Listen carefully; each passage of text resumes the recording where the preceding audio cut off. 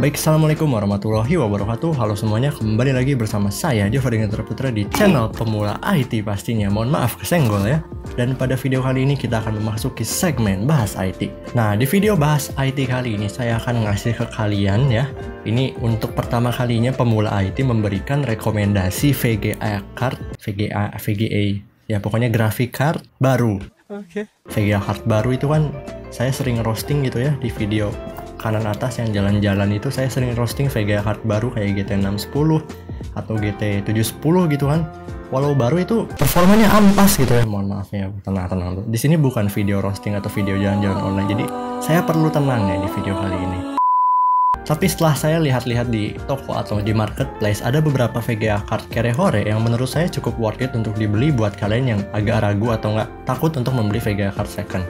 Karena nggak banyak orang juga yang berani atau ngambil resiko yang besar untuk membeli VGA card second untuk PC rakitan mereka. Nah oke, tanpa lama-lama, berikut adalah beberapa rekomendasi VGA card baru untuk Kerehore, dan ya saya akan jelaskan kenapa VGA card ini masuk rekomendasi sesuai pada video sebelumnya ya. Video rekomendasi sebelumnya saya juga jelaskan panjang lebar kenapa VGA card ini cukup worth it untuk dibeli, dan ini walaupun VGA card baru yang otomatis harganya lumayan tinggi ya untuk di kelas yang sama, tapi kenapa VGA card tersebut walau harganya tinggi dan kalau dibandingin sama VGA card bekas di harga yang sama jauh lebih worth it untuk dari segi performanya ya dibandingkan VGA card baru. Dan kenapa saya masukin rekomendasi VGA card baru ini padahal harganya tinggi gitu, dan bisa dibilang kalau dari segi performa ini nggak worth it. Oke, langsung saja kita masuk ke video pembahasannya. Let's go.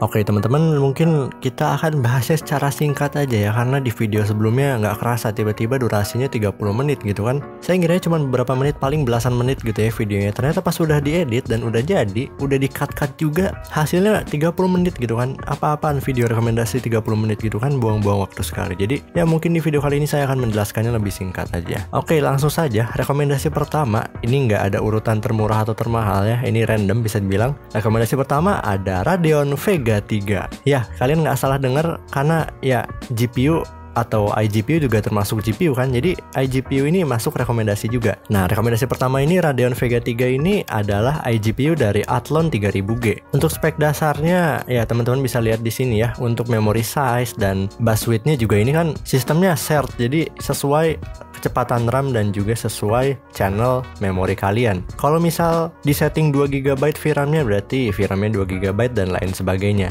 Sama halnya dengan bus width-nya ya.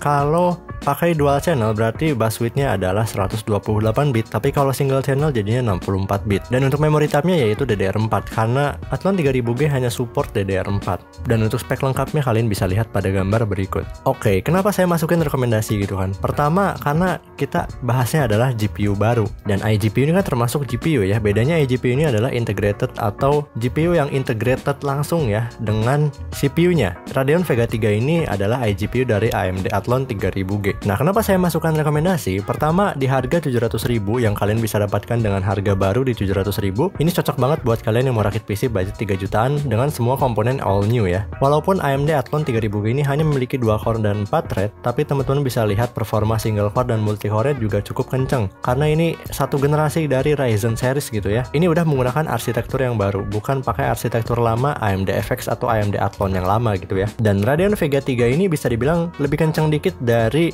GPU discrete Nvidia GT 630. Jadi daripada kalian beli lagi ya GPU discrete, mending pakai ini aja. Dan untuk performanya Athlon 3000G plus Radeon Vega 3 ini, oke langsung saja berikut beberapa racikan menggunakan AMD Athlon 3000G dengan iGPU Radeon Vega 3. Dan semua komponen bisa dibilang ini adalah all new. Dan untuk cuplikan benchmark gamenya saya akan masukkan dikit aja ya pada video berikut.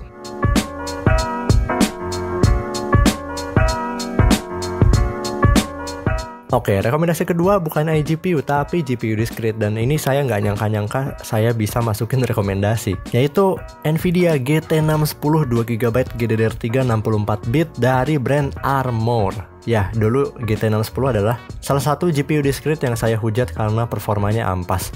Tapi setelah melihat harga dan arsitekturnya, saya jadi bisa masukin rekomendasi buat teman-teman yang bisa dibilang sebelumnya nggak punya GPU discrete ya. Nanti saya akan ceritakan di jalan aja ya. Jadi GT610 ini menggunakan arsitektur GK208 atau menggunakan arsitektur Kepler, dan itu salah satu alasan kenapa saya masukkan rekomendasi. Nah, GT610 ini teman-teman bisa dapatkan di harga 300 ribuan, dan ini cocoknya buat siapa sih Bang? Kalau menurut saya sih ini cocoknya buat teman-teman yang sebelumnya pakai mungkin Intel Pentium Gen 4 atau mungkin Intel i3 Gen 2 dan pengen upgrade graphic card tapi takut beli graphic card atau VGA second gitu karena takutnya banyak masalah, dan kebutuhannya mungkin hanya sekedar desain 2 dimensi di Adobe Photoshop, Illustrator, atau beberapa pekerjaan ringan lainnya yang butuh GPU discrete tapi nggak butuh GPU discrete yang kenceng-kenceng banget, karena akselerasi CUDA pada Nvidia itu sudah cukup mantap untuk beberapa pekerjaan tadi, walaupun ini GT610 yang merupakan GPU kelas bawah ya. Tapi karena ini menggunakan arsitektur Kepler, jadi bisa dibilang ini cukup kenceng juga daripada arsitektur Fermi untuk GT600 series. Teman-teman bisa lihat perbedaan performa dari Fermi dan Kepler pada gambar berikut. Dengan harga 300.000,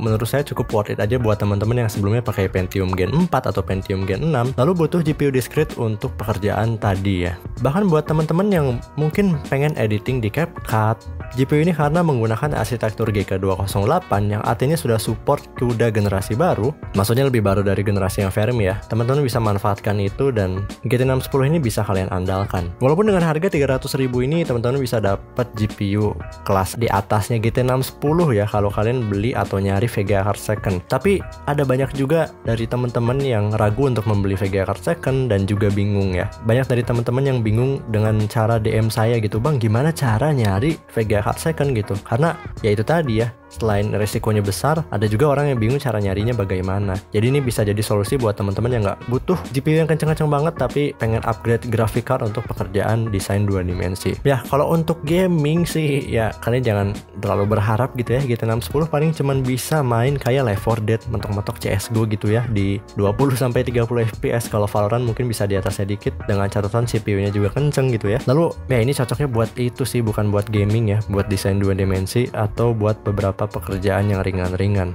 mentok-mentok editing video di CapCut. Oke, untuk racikan PC sebenarnya saya nggak rekomendasiin kalau kalian rakit PC dari awal pakai VGA card ini. Ini cocoknya buat teman-teman yang upgrade dari Intel i3 Gen 2 yang sebelumnya nggak pakai GPU discrete, dan untuk benchmark gamenya teman-teman bisa lihat di sini.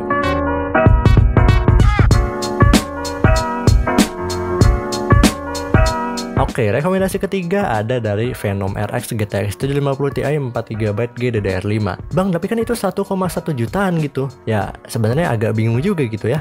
Di sini kan rekomendasinya adalah VGA card baru ya, dimana VGA card baru dengan range harga 1 jutaan ya dapatnya ini GTX 750 Ti. Ada juga Isurix RX 580, tapi itu akan kita bahas setelah ini ya. Nah, GTX 750 Ti dari Phenom RX ini yang memiliki VRAM 4GB dan memiliki memory type GDDR5, saya masukkan rekomendasi karena bisa dibilang nggak ada lagi gitu ya. Dengan harga 1 jutaan sebenarnya yang cukup worth it untuk VGA card baru dengan garansi yang cukup panjang ya dari Phenom RX GTX 750 Ti 4GB GDDR5 ini. Kalau soal performa ya teman-teman pasti udah tahu ya performa GTX 750 Ti itu bagaimana. Lalu 1,1 jutaan ini teman-teman bisa dapat VGA card discrete untuk kebutuhan video editing, bahkan untuk 3D modeling buat belajar juga bisa gitu ya. Walaupun performanya mirip-mirip sama Radeon Vega 7 pada Ryzen 5 5600G, tapi kan itu untuk performa gaming ya. Beda cerita untuk performa rendering video atau performa pada saat mengerjakan aplikasi multimedia seperti 3D modeling dan desain 2 dimensi atau pekerjaan multimedia lainnya. Karena sudah jelas ya, GTX 750 Ti ini pertama dia adalah GPU discrete, kedua dari Nvidia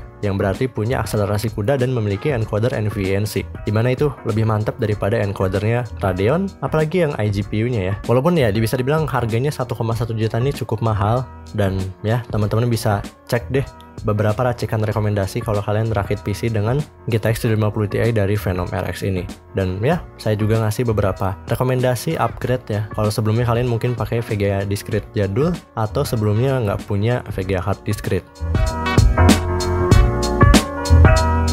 Mungkin ini bisa dibilang bukan selanjutnya tapi bisa jadi alternatif buat teman-teman yang pengen Vega Hard dengan hemat daya untuk racikan PC atau rakitan PC, atau kalian mau upgrade dari PC jadul kalian tapi kalian nggak punya PSU yang bagus gitu ya, atau kalian pakainya PSU build up yang nggak ada pin power. Nah, ini bisa jadi alternatif buat kalian, yaitu Colorful GT1030 2GB GDDR5. Untuk spek dasarnya itu 2GB GDDR5 64 bit dan menggunakan arsitektur Pascal tapi yang GP108. Dengan harga yang mirip-mirip sama GTX 1050 Ti tadi, ini bisa jadi alternatif buat teman-teman yang memiliki situasi berikut ya. Buat teman-teman yang sebelumnya pakai PC build up yang pakai Intel Core 2 Quad mungkin, atau Intel i5 Gen 4 yang dimana PSU-nya itu ya PSU build up yang nggak ada pin power yang kapasitasnya cuma 300 wattan, dan mungkin teman-teman butuh GPU discrete buat beberapa pekerjaan seperti video editing gitu ya, atau mungkin buat desain, atau buat 3D modeling, bahkan buat belajar gitu ya, atau buat main game online kayak Valorant, CSGO, atau Genshin Impact gitu ya, atau GTA 5 roleplay. Tapi ya kalian terkendala dengan power supply yang kecil tadi dan nggak ada budget lagi buat upgrade power supply. Nah, GT1030 2GB GDDR5 ini cocok buat kalian yang mau upgrade atau mau beli Vega discrete tapi PSU-nya tuh kecil ya kapasitasnya. Karena GT1030 2GB ini tidak memiliki pin power dan hanya memiliki TDP sebesar 30 watt ya. Kecil banget gitu ya. Ditambah performanya juga cukup oke untuk beberapa game terkini di resolusi 900p atau 1080p. Kalau mau lancar lagi ya 720p. Dengan VRAM 2GB juga untuk kebutuhan video editing di 1080p, ini udah cukup ya. Walaupun ini nggak memiliki encoder NVENC, tapi untuk editing ringan mungkin sekelas editing konten di sosial media ini udah cukup banget ya. Kalau mau lebih ringan lagi bisa pakai CapCut gitu ya. Ditambah ini menggunakan arsitektur Pascal gitu ya. Jadi untuk beberapa software modern seperti software editing Adobe Premiere Pro atau DaVinci Resolve ini udah bisa digunakan gitu ya. Oke, untuk racikan PC dan rekomendasi upgrade-nya teman-teman bisa lihat di sini, dan apalagi ya, oh benchmark game singkatnya teman-teman bisa lihat di sini. Oke, lanjut rekomendasi selanjutnya. Saya lupa nomor berapa ada. Ini sebenarnya saya nggak masukin rekomendasi karena ya 50-50 lah, yaitu RX 580 8GB GDDR5 2048 SP dari Isurix. Awalnya saya juga dulu rekomendasiin ini, tapi setelah melihat reputasi Isurix yang bisa dibilang kurang baik dari segi garansi dan lain sebagainya, saya jadi 50-50 buat teman-teman yang mungkin pertama berani gacha, kedua tahu cara klaim garansi, dan ketiga udah sering bermain di dunia e-commerce ya. Jadi kalian nggak takut lagi lah kalau ada masalah sama barangnya, teman-teman bisa beli. Tapi kalau teman-teman ragu soal itu, sebaiknya jangan beli RX 580 dari Isurix ini. Untuk alternatifnya bisa tadi GTX 750 Ti atau rekomendasi selanjutnya. Dan ini nggak akan saya jelasin panjang-panjang karena ini 50-50 ya gitu. Jadi yaudah lanjut aja. Di rekomendasi selanjutnya ada Intel UHD Graphics 730 dari integrated GPU-nya CPU i3 12100 yang memiliki 4 core 8 thread. Untuk spek dasarnya ya teman-teman, memory type-nya bisa DDR4 atau DDR5, cuman saya saranin DDR4 aja karena DDR5 masih mahal jadi nggak kayak Hore ya. Dan untuk spek lengkapnya bisa dilihat pada gambar berikut. iGPU ini udah pakai arsitektur Alder Lake GT1 dengan generasi 12.2 ya arsitekturnya. Ini udah kenceng gitu ya, udah Alder Lake. Walaupun ini Intel UHD ya, bukan Intel Iris, tapi ya teman-teman bisa lihat performanya di sini. Dengan harga 1,7 jutaan, teman-teman bisa dapat CPU plus iGPU. Tapi bang, GPU Intel kan ampas, kenapa nggak Ryzen aja? Itu beda cerita ya. Untuk sekarang Intel UHD Graphics 730 ini udah memiliki fitur-fitur berikut. Jadi untuk beberapa software video editing ini cukup oke ya, buat sekelas integrated GPU. Ditambah harganya 1,8 juta coy, jadi kalian bisa dapat CPU yang powerful, yang kenceng juga ini. Ditambah ada bonus iGPU yang lumayan kenceng juga gitu. Ini cocok banget buat rakitan PC mulai dari 4 jutaan. Dan contoh racikannya bisa kalian lihat pada gambar berikut. Bukan gambar sih, tulisan BTW. Dan untuk benchmark gamenya bisa teman-teman lihat pada video berikut.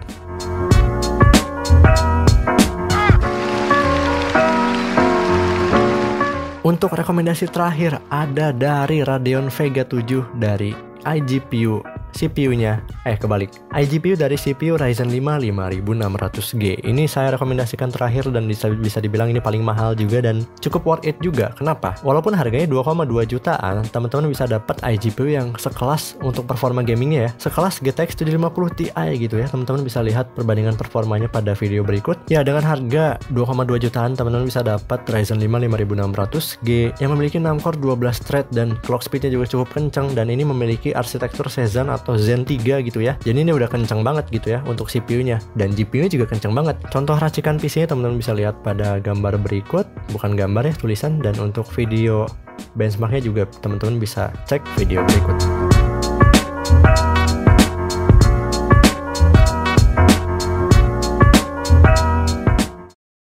Oke teman-teman, itu tadi beberapa penjelasan dan rekomendasi ya terkait beberapa VGA card yang bisa jadi worth it bagi kalian yang mungkin cocok dengan situasi yang saya jelaskan tadi gitu ya. Tapi jika kalian ada preferensi atau ada situasi lain atau enggak mungkin ada rekomendasi yang lain, ya kalian boleh komen sebebas-bebasnya di bawah, tapi yang sopan gitu ya. Oke, terima kasih telah menonton video ini sampai akhir. Jika ada pertanyaan boleh komen di bawah. Jangan lupa tekan tombol subrek, nyalakan lonceng notifikasinya, like jika suka, dan ya mohon maaf jika ada kesalahan kata atau kesalahan dalam penyampaian informasi. Sekian dari saya, terima kasih. Wassalamualaikum warahmatullahi wabarakatuh.